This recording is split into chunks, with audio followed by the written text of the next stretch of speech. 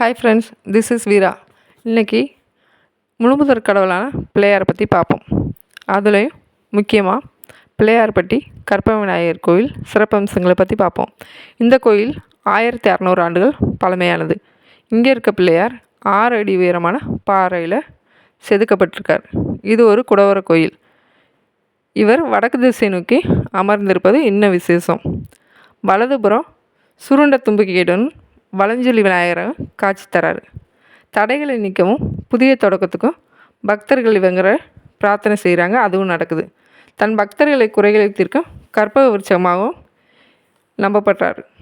இந்த வீடியோ உங்களுக்கு பிடிச்சிருந்தா லைக், ஷேர், சப்ஸ்கிரைப் பண்ணுங்கள். கமெண்ட்டில் உங்கள் கருத்துக்களை தெரியப்படுத்துங்க. Until then, take care, stay happy.